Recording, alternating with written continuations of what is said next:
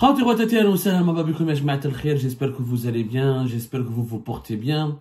اليوم à Tunis, أزلف الله والسلام عليكم. اليوم عبد المجيد تبون le président تاعنا راح il est parti en Tunisie pour participer à la première réunion consultative entre les dirigeants de l'Algérie, de la Libye et de la Tunisie. Voilà, donc Abdel Majid Tebboune est parti en Tunisie pour une rencontre dont on n'a rien compris, on n'a pas compris l'objectif.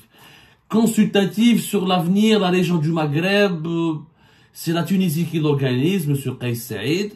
Donc Abdel Majid Tebboune est invité et le président du conseil présidentiel libyen, parce qu'en Libye il n'y a pas de président, il n'y a pas d'institution encore. Les élections présidentielles qui étaient prévues depuis fin de l'année 2021 n'ont pas pu avoir lieu. Donc la Libye qui est divisée, qui n'a même pas de président, qui n'a même pas d'institution solide. La Tunisie qui est en situation de faillite financière. L'Algérie qui a des problèmes avec tout le monde vont se rencontrer pour parler des problèmes du Maghreb et comment relancer le Maghreb. Ces trois pays qui n'arrivent même pas à se relancer eux-mêmes vont relancer le Maghreb. Sans la Mauritanie, sans le Maghreb, sans le Maroc. Bien sûr, vous avez bien compris qu'il y a un objectif de la part de la Tunisie, de Kais Saïd et de l'Algérie, d'Abdel Majid Tebboune, d'essayer d'écarter, de recréer le Maghreb sans le Maroc. Nous sommes en 2024. On a le 22 avril 2024. Il y a d'autres problèmes beaucoup plus graves. Il y a des priorités beaucoup plus urgentes. Il y a des priorités beaucoup plus importantes. Il y a des chantiers beaucoup plus importants. Il faut arrêter avec cette obsession marocaine. On est devenus des marocophobes malades. Hadrazouj le Maroc, Hadrazouj le Maroc. Mais il y a autre chose dans la vie que le Maroc. On va pas se concentrer toute notre vie sur le Maroc. On croit on va faire mal au Maroc en recréant le Maghreb sans Maroc. Mais avec qui avec quoi on va recréer le Maghreb? Avec quoi? Avec la Tunisie? La Tunisie elle est en faillite. La Tunisie c'est un pays qui n'est même pas souverain. 80% de sa richesse nationale est constituée de dettes. La dette extérieure la dette de la Tunisie va atteindre plus de 44 milliards de dollars à la fin de l'année 2024. Rien que la dette extérieure pure, c'est ce que le gouvernement tunisien doit rembourser en tant que dette aux États étrangers. C'est plus de l'équivalent de 25 milliards de dollars. Le PIB de la Tunisie, il est de 46 à peu près, 46, 47 milliards de dollars. Et 44 milliards de dollars, c'est la dette. Il est endetté à hauteur de 80%. C'est un pays qui est en situation, il risque la cessation de paiement tout court. La Tunisie cette année, elle doit rembourser 4 milliards de dollars pour cette année 2024. 4 milliards de dollars pour le remboursement de la dette extérieure de la Tunisie. C'est 40%, c'est une dépense, c'est une hausse le remboursement de la dette tunisienne est en augmentation de 40,6% par rapport en 2024 par rapport à 2023. C'est-à-dire que l'État tunisien va dépenser plus de 40% pour rembourser sa dette. Des exemples. La Tunisie doit rembourser une dette de 850 millions d'euros qu'elle a contractée auprès de l'Union européenne. Ensuite, elle doit rembourser presque auprès du Japon une dette de 1 milliard de dinars, c'est-à-dire 320 millions de dollars auprès du Japon. Elle doit ensuite rembourser 256 millions de dollars dans le cadre d'un autre mécanisme de dette qui est auprès de l'Afreximbank. 105 millions de dollars. La totalité de ce que je vais pas énumérer tout, elle doit commencer à payer l'une de 4 tranches de son prêt qui a été obtenu auprès du FMI pour une valeur de 360 millions de dollars. Elle a 4 milliards de dollars à payer rien qu'en 2024. C'est un État, l'économie tunisienne, elle est pratiquement comateuse, dans cette situation de coma. La Tunisie, elle est dans le coma économique. L'Arabie Saoudite leur a donné 400 plus 500 millions de dollars. L'Algérie en 2021, en 2022, leur a donné l'équivalent de 300 millions de dollars et quelques, plus des garanties bancaires de l'auteur. En tout, on les a aidés entre 400 et 500 millions de dollars. Et le reste, c'est que de l'endettement. auprès du Japon, auprès de l'Union européenne, auprès du FMI. Et la dette tunisienne, elle est extrêmement compliquée. Yanes, la situation de la Tunisie, elle est extrêmement fragile. 42,8% de la dette tunisienne, elle est en euros. 41,7% elle est en dollars. 4% elle est en yens japonais. C'est un pays extrêmement fragile, la Tunisie. La Tunisie actuelle peut s'effondrer à n'importe quel moment. Ils ont des problèmes de pénurie, taux de chômage qui explose, des finances publiques extrêmement perturbées. S'il n'y a pas l'Algérie, l'Arabie Saoudite et encore une fois les bailleurs de fonds internationaux qui aident la Tunisie, encore il n'y a même pas d'accord parce que le FMI devait donner 2 milliards de dollars supplémentaires à la Tunisie depuis 2022. Au mois de fermouche binatom. Le FMI a exigé au président actuel Kais Saïd des réformes structurelles. Il est fou de Kais Saïd. Je vous mets un bon yadar.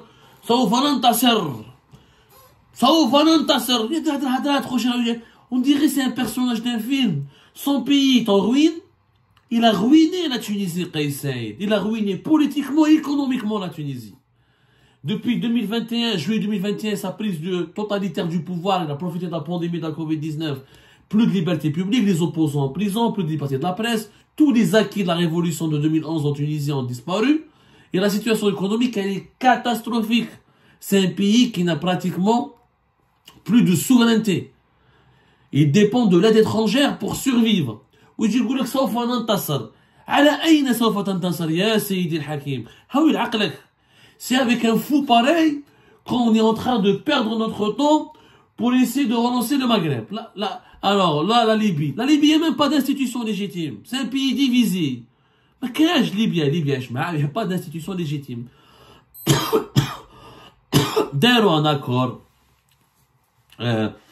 Les élections présidentielles qui étaient prévues depuis décembre 2021 ont été reportées. Mais la Benesh, même pas quand est-ce qu'il y aura des élections en Tunisie. L'Est, elle appartient au maréchal Haftar. À l'Ouest, une coalition les islamistes ou les anciens et des partis politiques totalement hétéroclites. Derrière un gouvernement de stabilité nationale avec un processus qui a été mené par l'ONU entre 2022 et 2023. Mais la Libye n'est pas du tout stable. Et elle est sur une poudrière. Elle n'a pas d'institution légitime, elle n'a pas de leader légitime, elle n'a même pas de président. La Libye ne sait même pas vers quelle direction elle veut se diriger, en dépit des richesses de son sous-sol. Sans oublier que la Libye, elle est aujourd'hui colonisée. Vous dites la vérité, c'est le terrain, c'est un échiquier où se rencontrent, où s'opposent plutôt, où se disputent les puissances régionales et mondiales. La Russie, les Émirats et l'Égypte, la Turquie, le Qatar et la France et l'Italie, et l'Algérie, elle essaye de jouer le rôle de l'arbitre. Sans beaucoup de succès, parce que c'est un terrain, le terrain libyen, il est ultra occupé et dominé par d'autres puissances étrangères.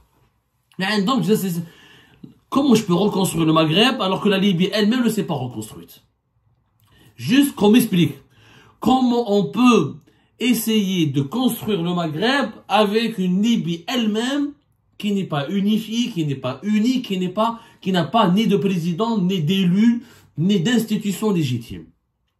Et qui est occupée par des forces étrangères ou la part des mercenaires étrangers et qui est divisée, même pas une armée. Qu'il y a une armée à l'est, qu'il y a des factions à l'ouest, qu'il y a d'autres factions au sud-est, au sud-ouest.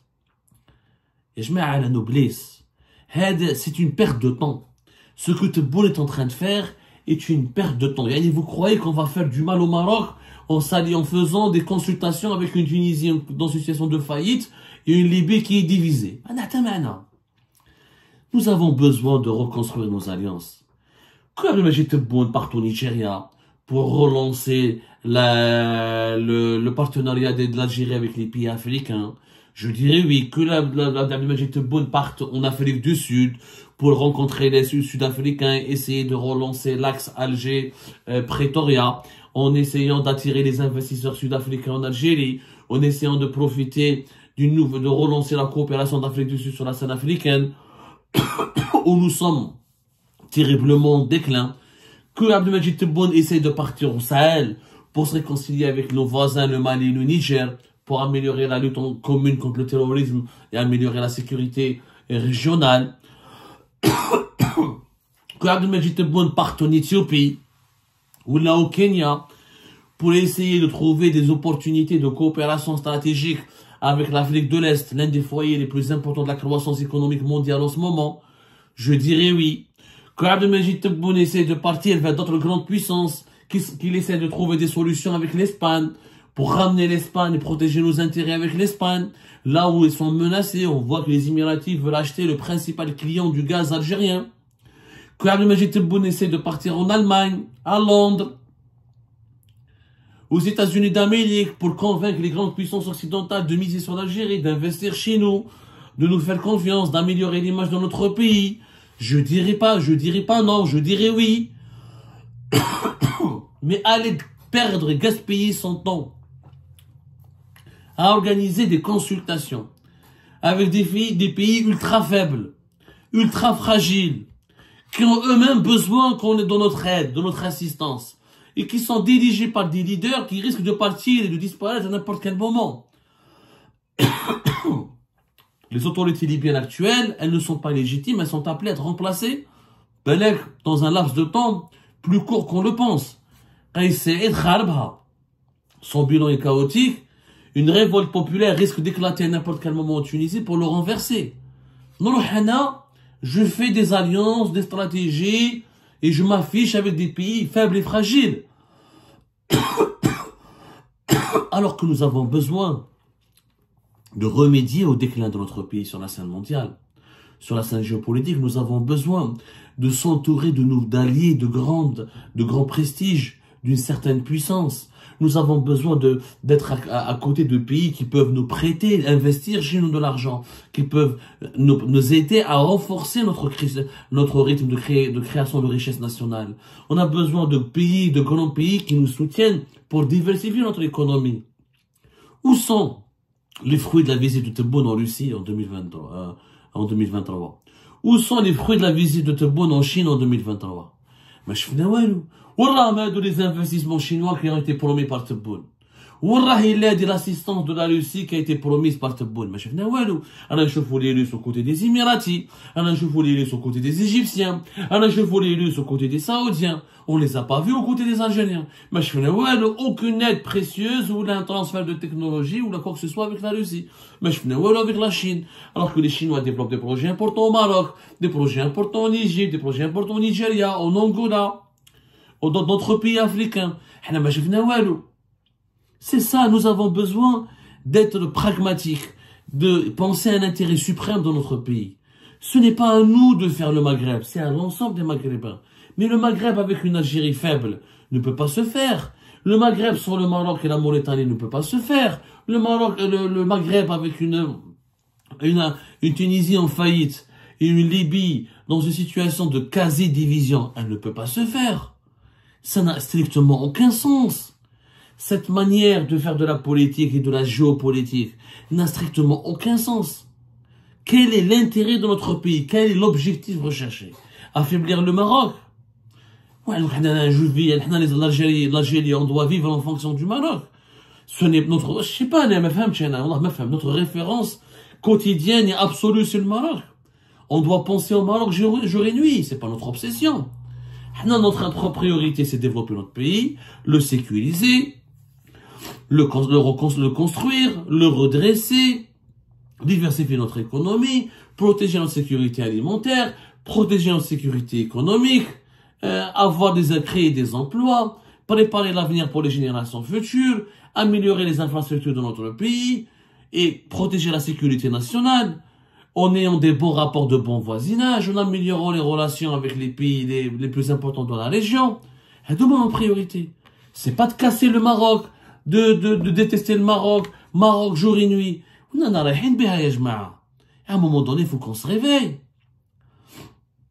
Moi, je trouve qu'Abdelmadjid Tebboune aurait été beaucoup plus utile dans une visite de terrain, dans une wilaya précise de l'Algérie, au lieu d'aller en Tunisie pour rencontrer Kais Saïd et le président du conseil libyen. ما عندها strictement aucun sens cette ما عندها حتى علاقة. حتى ما عندها حتى معنى. روح شوف بلادك يا حبيبي، روح شوف شو صار في خنشلة، روح شوف شو صار في عنابة، روح شوف الناس كم واسوف في الغوات، روح شوف الناس في حسين مسعود، روح شوف واسوف بسكرة، روح شوف نعامة والبيض. Où sont ces projets qui nous sont؟ وراهم هادو les 6000 projets dont t'as parlé تبون. حابين نشوفوهم. Où sont les inaugurations de nouveaux projets?